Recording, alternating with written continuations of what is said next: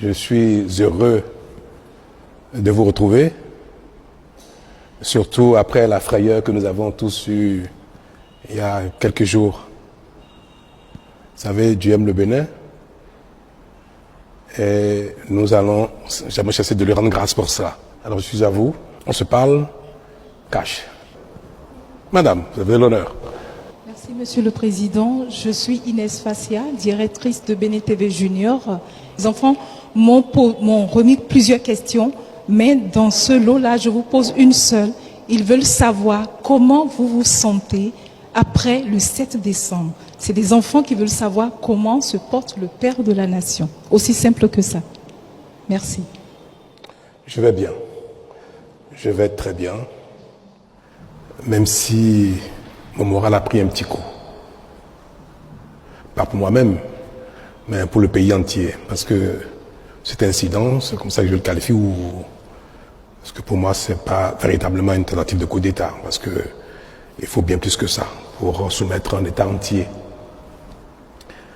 Je suis peiné, j'ai été très malheureux, je continue de l'être pour l'image que cela donne de notre pays.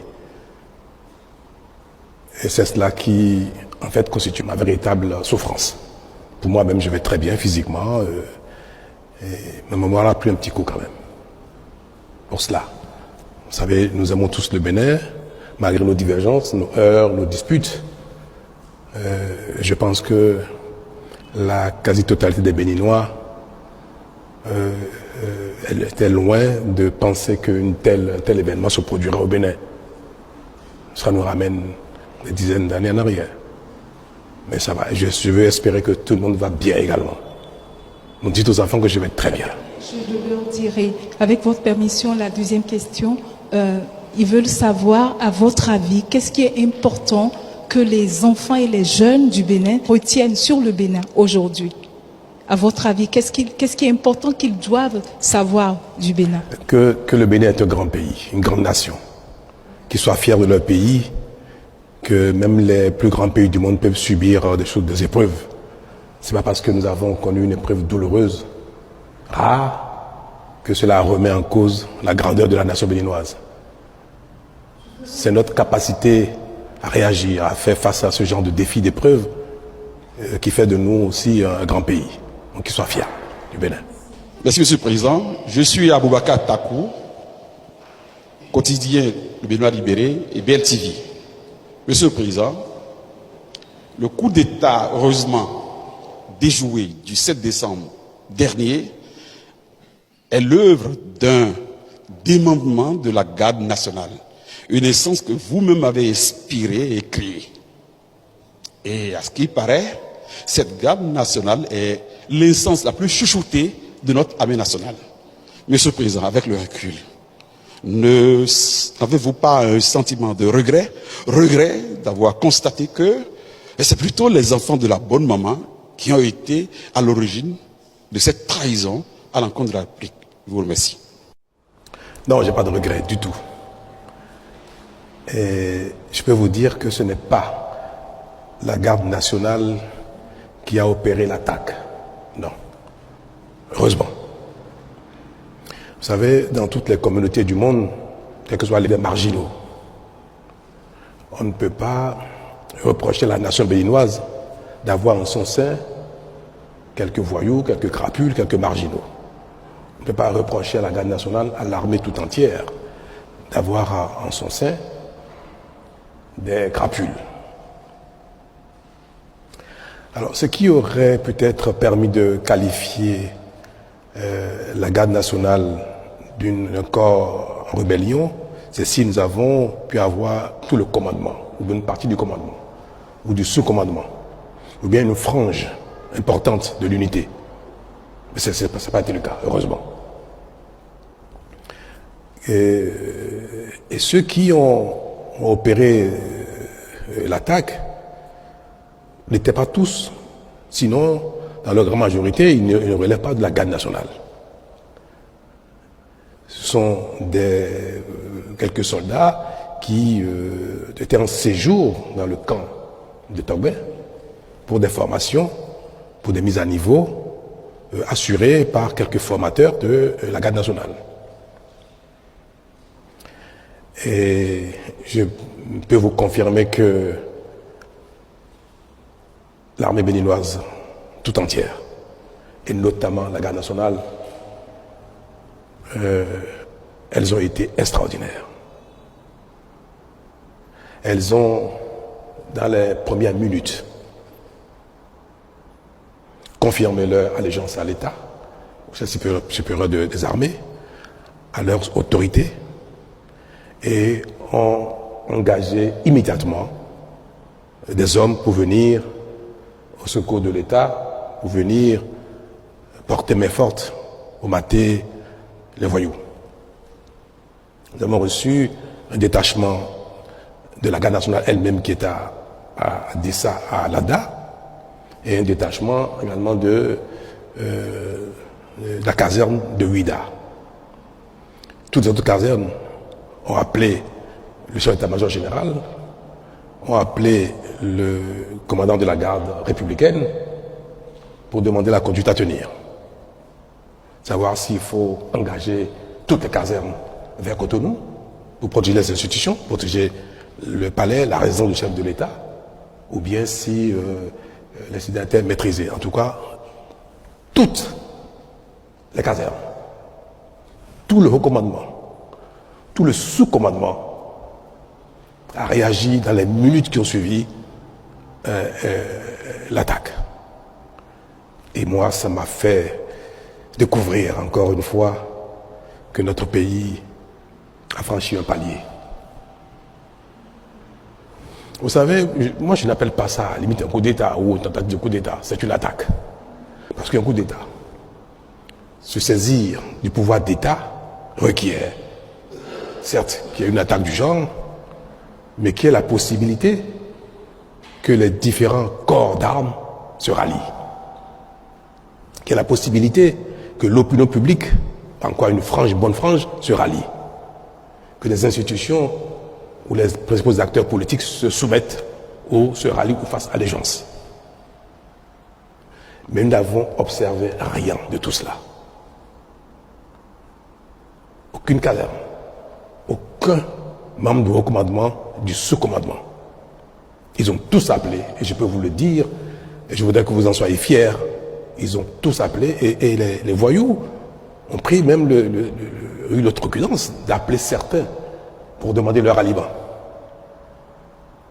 Ils nous ont tout de suite informés de ces appels-là et ont exprimé leur attachement, leur loyauté à la République. Donc ce n'est pas la garde nationale, ce n'est même pas un démembrement de la garde nationale, ce n'est pas un commandement de la garde nationale, ni même un sous-commandement de la garde nationale. Je crois que nous devons garder notre fierté à l'égard de la garde nationale. Et le 1er août prochain, je serai parmi vous, dans le public ou une partie de la tribune, j'aurai le bonheur, le plaisir, l'honneur de me lever et de les applaudir. Parce qu'ils ont été extraordinaires. Une était ma volonté de limiter les dégâts. Quand ils ont fui de la télévision et se sont retranchés dans la caserne aurait été bombardée. Les renforts qui sont venus d'Alada, de la garde nationale, et de Ouida étaient en position de bombarder le camp de retraite, c'est-à-dire le Tobin.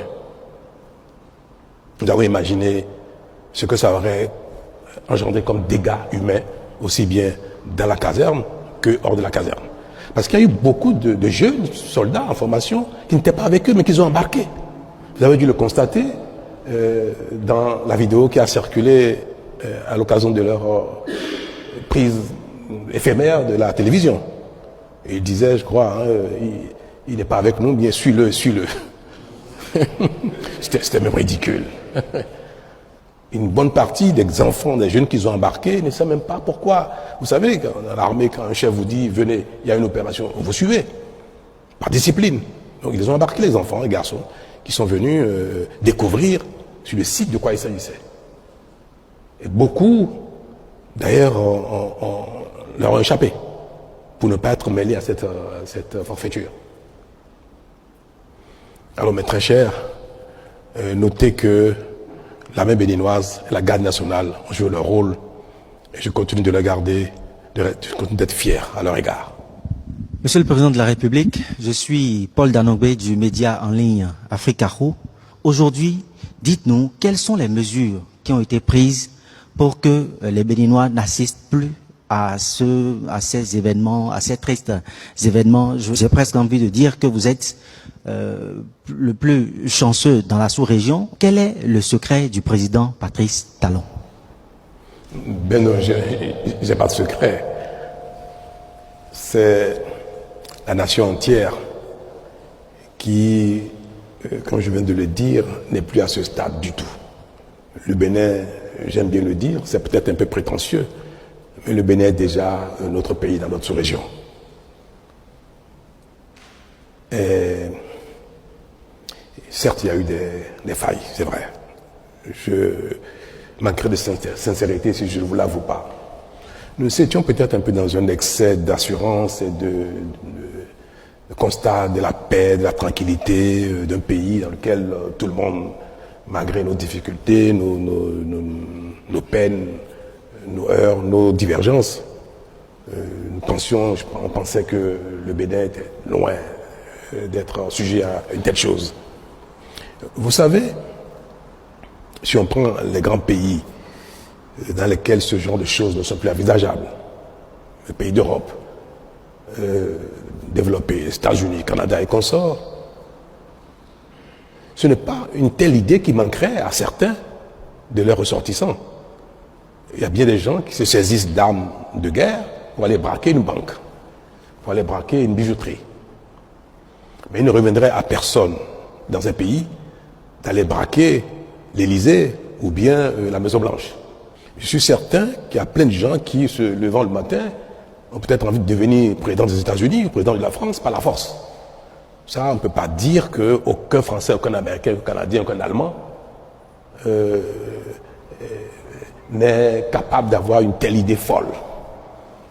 Tous les hommes ne sont pas identiques, quel que soit le temps, quelle que soit l'époque, quel que soit le lieu. C'est pas pour dire toujours quelques marginaux.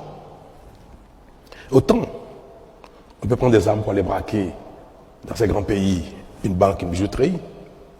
Autant, même si l'envie existe, personne ne ferait des braquer, comme je viens de dire, l'Élysée ou bien la Maison-Blanche. Pourquoi?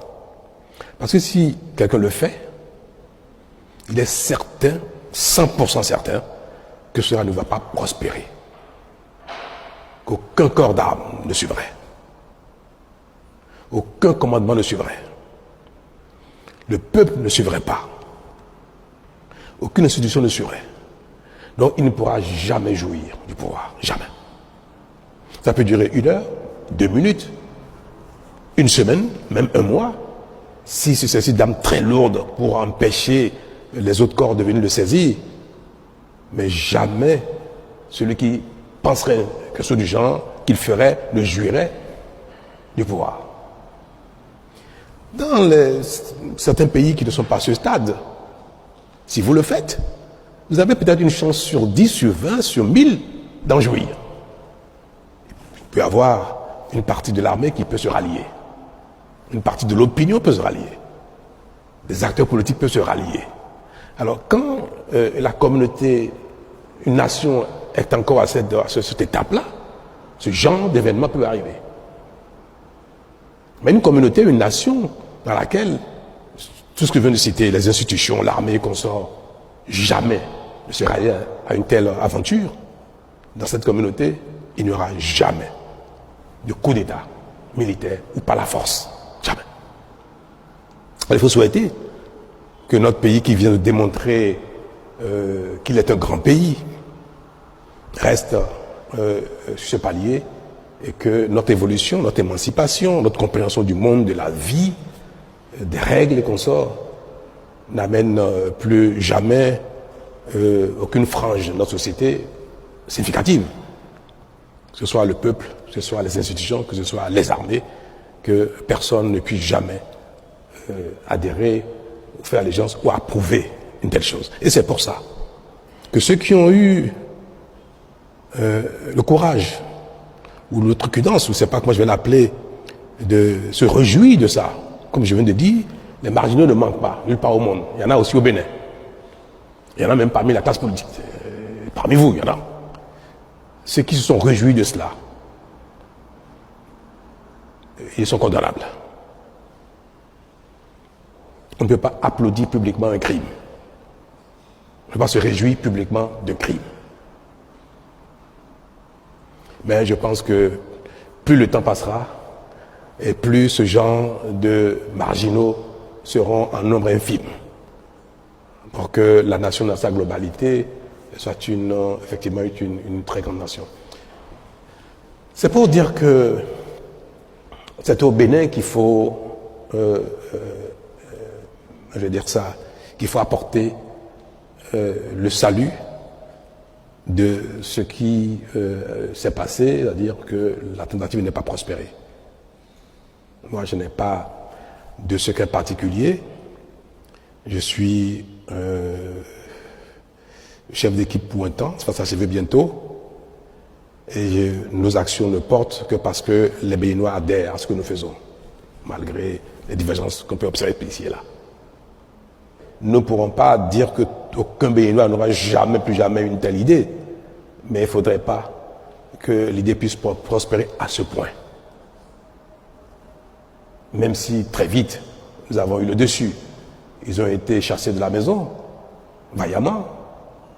Même moi-même, j'ai pas eu peur d'être avec la garde républicaine, parce que je savais très bien que jamais cela ne prospérerait, que nous ferons face.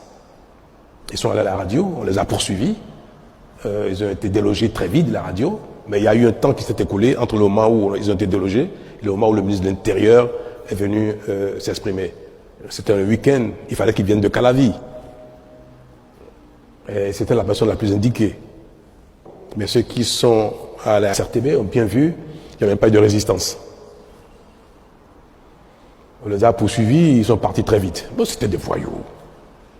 C'était des voyous, des petits terroristes qui ont été manipulés, encouragés par quelques acteurs marginaux politiques du Bénin et puis quelques également personnes étrangères que je me garderai d'évoquer ici parce que la justice s'est déjà saisie de cette affaire-là.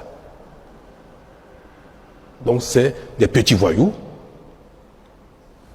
des barlotins, c'est même pas comment il faut les qualifier, insensés, qui ont été encouragés, manipulés par des nostalgiques et par des jaloux. Je n'en dirai pas plus. Je suis Emmanuelle Sodji, correspondante de France 24 au Bénin. Ma question est la suivante. Quelle est votre véritable lecture politique de cette tentative de coup de force? Et puis, deuxième partie, est-ce que vous craignez que cette nouvelle tentative se produise, sachant que les principaux responsables sont encore en fuite? Merci. Ma lecture politique de ce qui s'est passé, je n'en ai aucune. Je fais une lecture sociologique de ce qui s'est passé et non politique. Pour moi, cela n'a pas été engendré par une crise politique.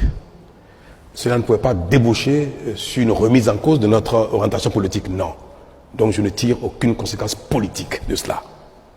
Le Bénin lui-même est garant de notre sécurité, de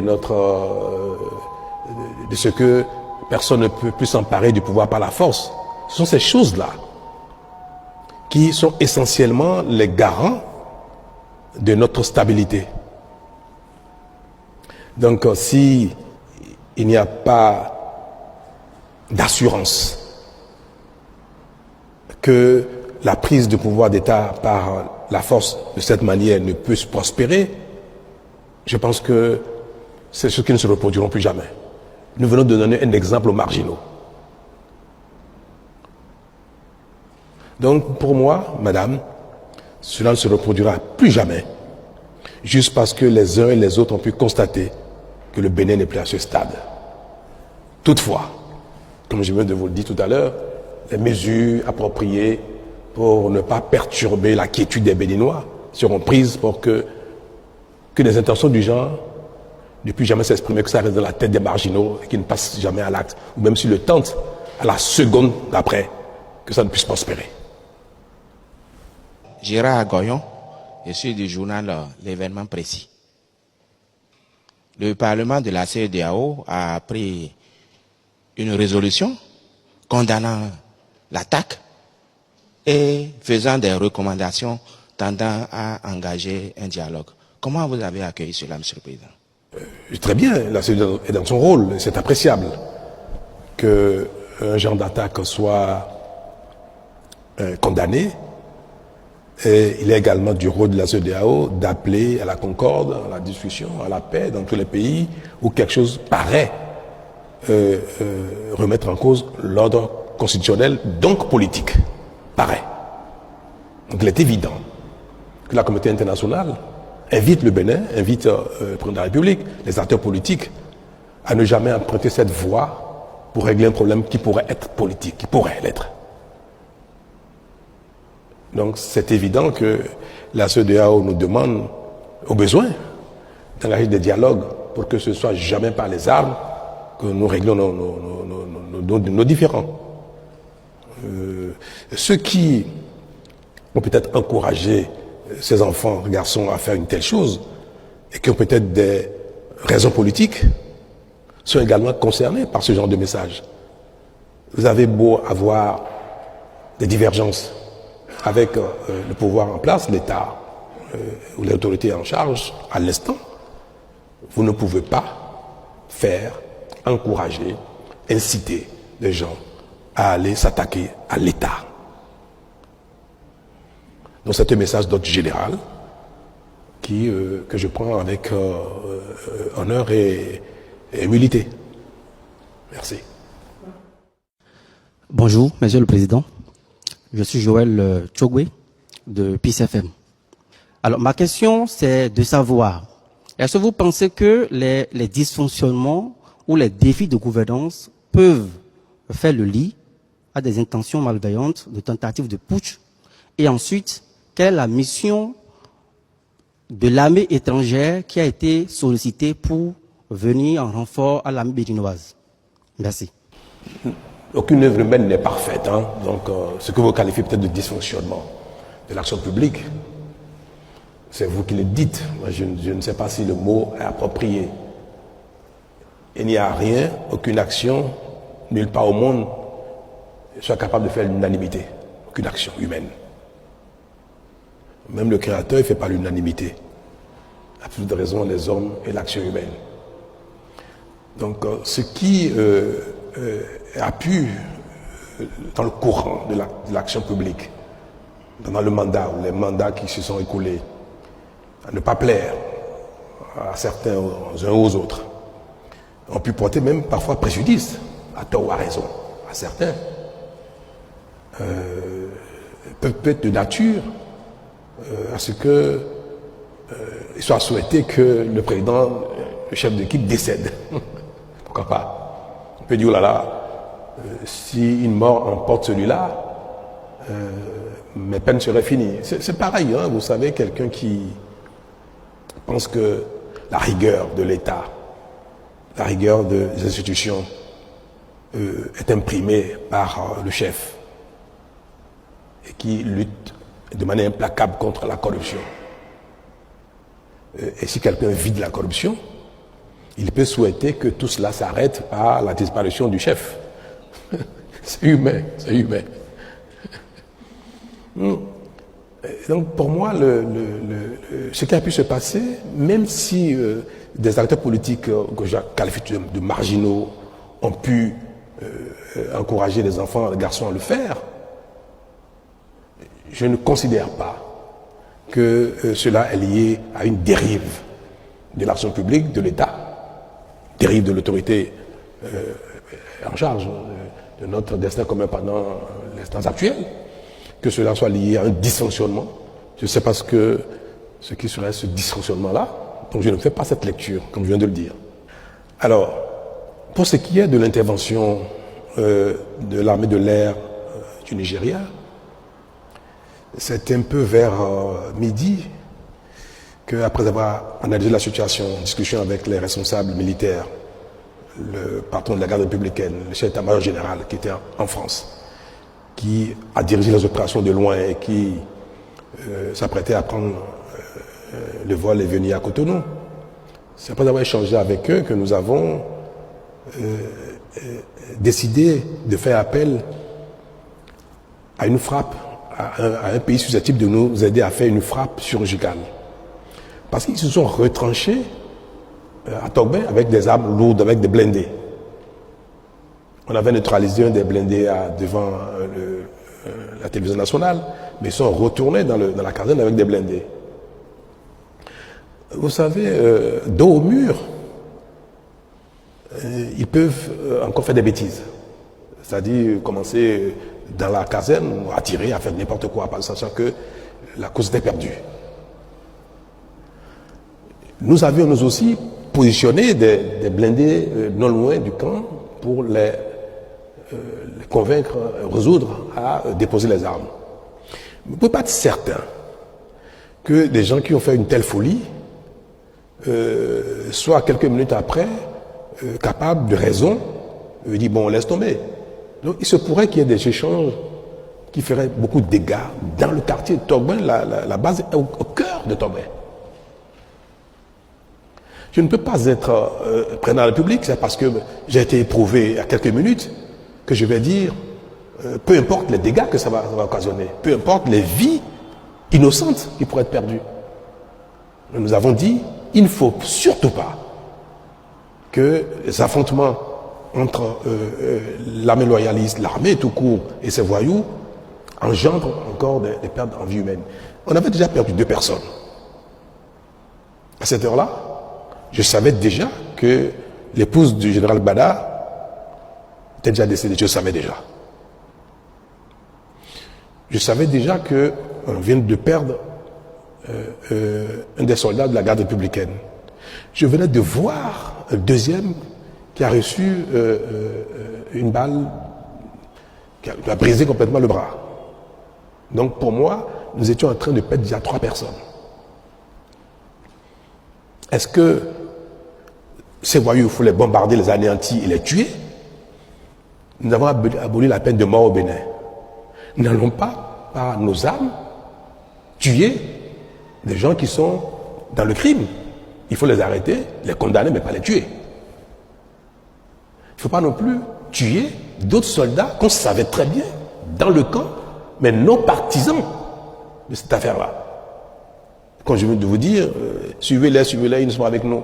On savait déjà qu'il y avait plein de gens dans le camp qui n'étaient pas avec eux. Des gens dans le camp nous appelaient.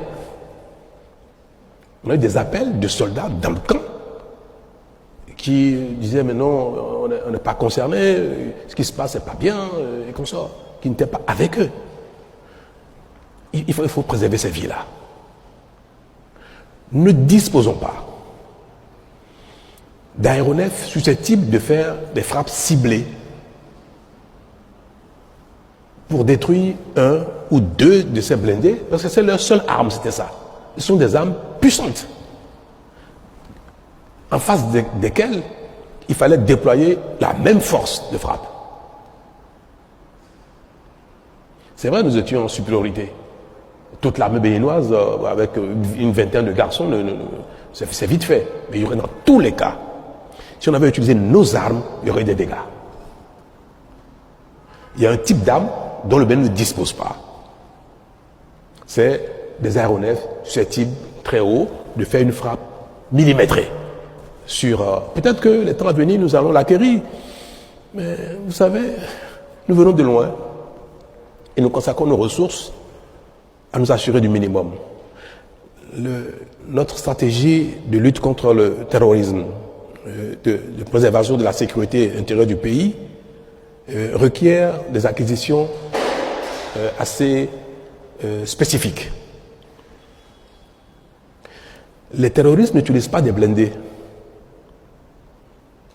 Nous ne pensons pas que le Bénin irait un jour en guerre contre les pays voisins. Si on a beaucoup d'argent, on achèterait tout et n'importe quoi. On n'a pas beaucoup d'argent. On achète ce qui est utile, important, impératif pour nous. Donc avoir des avions qui coûtent très cher, à l'achat, à l'entretien, à l'utilisation, pour tirer sur des blindés, Autant le Nigeria peut disposer de cela, autant ce ne serait pas raisonnable que le Bénin investisse des centaines de milliards pour acheter de telles armes, même si l'utilisation peut s'avérer nécessaire à certains moments de la vie, comme on vient de l'observer. Pour préserver Togben, le quartier et les vies humaines, il fallait faire appel à une telle arme pour neutraliser un ou deux blindés de tête afin qu'ils comprennent qu'ils sont totalement nus et qu'ils se rendent. Donc vers midi, nous avons décidé de solliciter le Nigeria.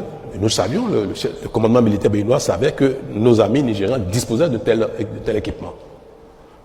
On leur a fait appel via la CEDEAO, via le président Tinubu lui-même en personne, et nous avons opéré les formalités nécessaires dans la journée pour que ce soit une intervention qui se fasse dans le cadre de la CEDEAO, normée, bien précis, et nous avons dit dans quel cadre nous voulons le faire, et nous avons rassuré les Nigérians que cela éviterait beaucoup de pertes en vie humaine. Le président Tinubu a été rassuré de cela. Parce que il ne faut pas, pour neutraliser une dizaine de gars, vingtaine, tuer des centaines d'autres. Donc c'est exclusivement à cet effet que nous avons sollicité les appareils qui sont venus opérer. Ils ont fait 2 frappes. Ça suffit pour que ce qu'on espérait s'est bien passé. C'est la débandade. Donc nous avons eu raison d'avoir fait ce choix-là. Le président du Nigeria a souhaité envoyer une troupe terrestre. Vous savez, quand vous êtes éprouvé, il est de bon ton de ne pas refuser l'aide, même si vous n'en avez pas besoin. Les règles de courtoisie requièrent cela. Vous êtes éprouvé, on vous dit, on va vous aider. On envoie des hommes. Mais si vous n'avez pas besoin de ça, vous dites merci. Donc on a reçu les troupes terrestres qui sont arrivées vers minuit, 1h du matin, alors qu'on n'a pas besoin de ça. J'étais déjà passé à la télé moi-même, dire que les Béninois pouvaient vaquer à leur occupation le soir même. Pourtant, l'armée nigériane est venue par voie de terre à minuit. Nous avons installé. Ça montre que la coopération fonctionne bien une fois de plus. Tout cela montre bien que on peut toujours compter sur la coopération internationale si il y a besoin. Bonjour Monsieur le Président, Ozias Sonovo de Bénin TV. Merci de nous avoir assuré sur le maintien et la préservation du pacte républicain qu'on salue aujourd'hui.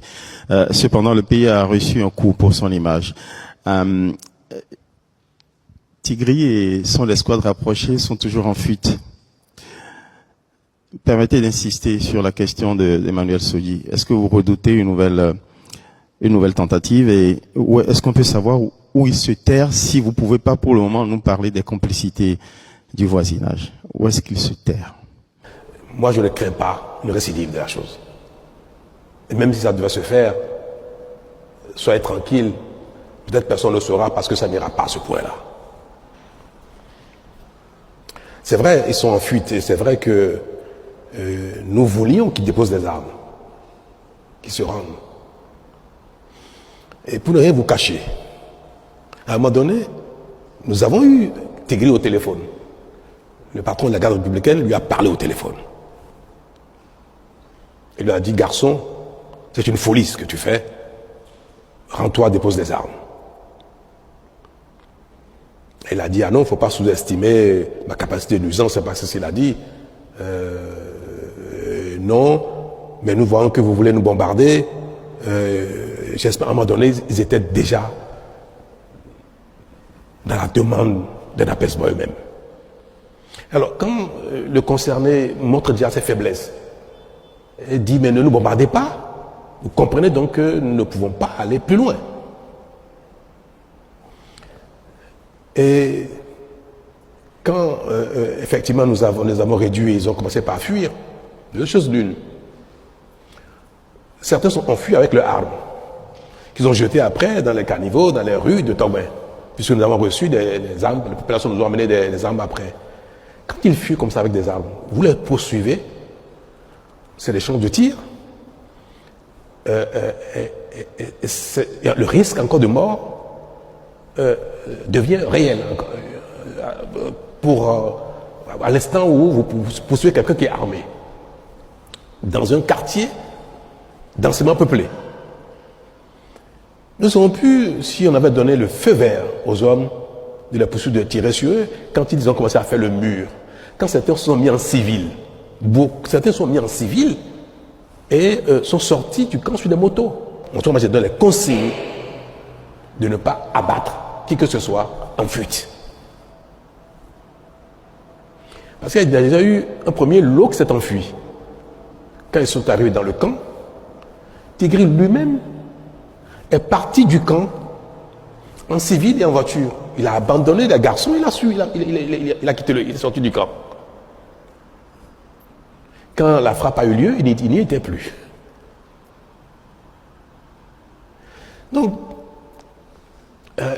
ceux qui sont enfuis, tant mieux. Nous les recherchons, nous avons retrouvé certains parmi eux, mais certains n'ont pas été retrouvés et je crois, ont eu la facilité de quitter le territoire. Parce que vous savez très bien que la convivialité, la bonne cohabitation entre nos deux pays, la CEDEAO, même si parfois sur les papiers, ce n'est pas une réalité, entre les populations, c'est une réalité. Les échanges sont libres, totalement libres entre les populations sur les frontières. Et il n'y a pas que les points de passage officiels qui permettent d'aller du Bénin au Nigeria, au Niger, au Burkina ou au Togo. Donc ils ont pu passer les frontières. Et nous avons lancé les mandats d'arrêt contre eux. Nous avons sollicité les pays concernés pour coopérer et nous les livrer. Je vais espérer qu'ils vont coopérer, qu'ils vont nous livrer ces voyous-là. Parce qu'il faut qu'ils en répondent.